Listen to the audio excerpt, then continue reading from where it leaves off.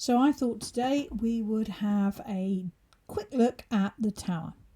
And I'm going to start with some of the more positive meanings to the tower because I think the tower's got a bit of a bad reputation, and I can understand that. It's one of those cards that if I'm reading for a client and they know anything about tarot, when the tower turns up, they're going to be like, oh, didn't want to see that one. So I get that it has a scary reputation. Let's think about some of the more positive meanings. The first positive meaning, if we have a look at this is a phallic symbol.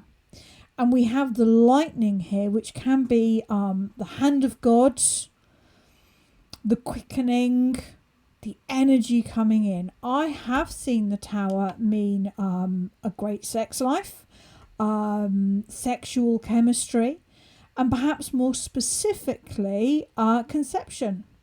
Particularly, of course, when connected with the Empress, perhaps the Ace of Cups or the Ace of Pentacles, maybe one of the pages, or the Fool, which can represent an unborn soul.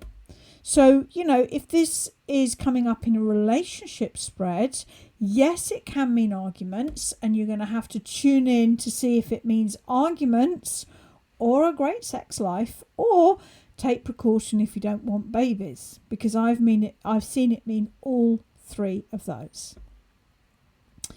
The tower used to come up an awful lot for me before I started my business. Before I started my business, I thought a lot about, do I want to work on the psychic lines? Do I want to work with a holistic bookshop or a therapy centre?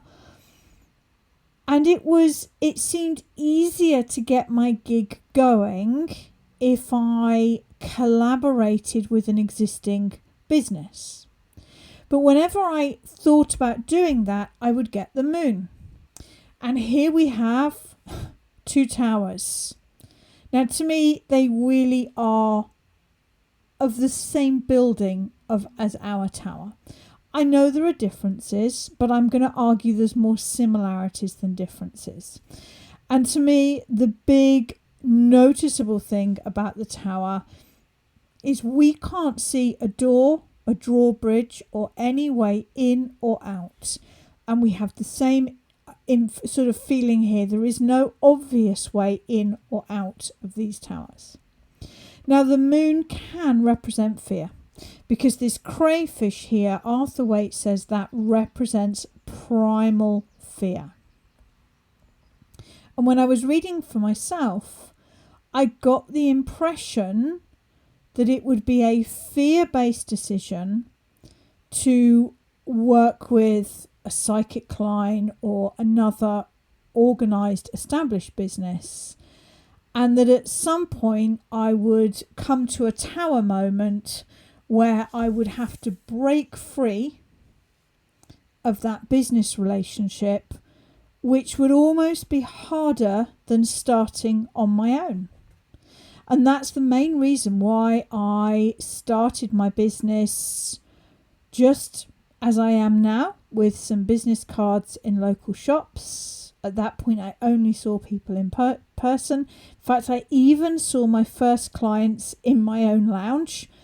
And the children they still remember this actually, the children were sent upstairs to be super quiet, bearing in mind I had 4 under 10 at that point. And they still remember that some of my early clients would bring biscuits for the children that were seen scampering up the stairs. And I'm glad I made that decision. I'm not saying it's right for anyone else, but for me, it was right. Because when I look at the tower, yes, we have the black background, perhaps similar to the Devil or the Nine of Swords, but to me it is softened by these clouds here. I am diving deep into exploring water in tarot at the moment because I'm writing the next module in my tarot correspondence course. And of course, clouds are water. I mean, we forget that sometimes.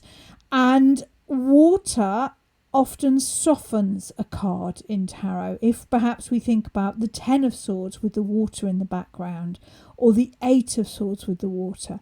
To me, the water gives us an emotion. It softens the card a little bit. The other thing that softens the card are these flame-like symbols here. These are yods. They are a blessing, a Jewish blessing. You will find them in the moon. You will find them in the Ace of Wands, Cups and Swords. So we have these sort of two softening elements. For me, I think of the Tower as something that we have built into our life to give us an illusion of security or support, and that has now become a trap. And that at this point we have to break free from whatever is holding us back. And when I see this card in a reading, I'm often identifying with this idea of breaking free, breaking through. It's scary. It feels like a breakdown. But you really have to look at the other cards in the spread to get some idea of what's coming afterwards. We have the Crown on the top here. Often the Tower can be when something we thought was really important to us, something in the material world, often thinking about the Ace of Swords with that crown that the sword is thrust through. Something that we thought defined us. And then we realise that it doesn't. This could be a relationship. It could be that you've had a relationship with a teacher or a mentor or a really good family member, and you really believed in them. You put them on a pedestal.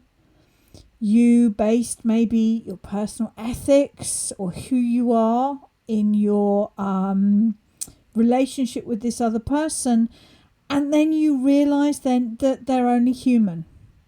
You realise they're fallible, and you have to let that respect come into a more appropriate level. So it can be when something really important to us crumbles, whether that's a marriage, a job, home, anything like that. The big difference between the Tower and Death, and I think this is the reason why people don't like the Tower, is it's often unexpected. I feel with Death, we often think the writing was on the wall. I knew it was coming. If we were going to put the Tower into a job situation, Death would be getting redundancy, but I kind of knew it was coming. I've been preparing for this. It was expected. Whereas the Tower would be, whoa, I came into work this morning and I was told I've been laid off. That's the scary thing usually about the Tower, is its unexpected nature. And my advice with the Tower is go with it. With these big cards of change, particularly the Tower and Death, but arguably the Wheel of Fortune as well, the harder you try to hang on to the status quo, the harder you're going to feel this. So when we have the Tower, look around, look at the other cards. It doesn't have to be a bad thing. And if it feels really scary, then just remember you are breaking free of something that has served you. So we've got gratitude there, but it has now become a trap. So the Tower, it can mean a road to Damascus moment, a sudden oh my God, why didn't I see that? Can mean sexuality, conception. It can mean arguments. And it can also mean that deeply disconcerting experience of breaking free breaking through and arguably breaking down all at the same moment. But it is usually unexpected, which is why I think it unsettles most people, myself included.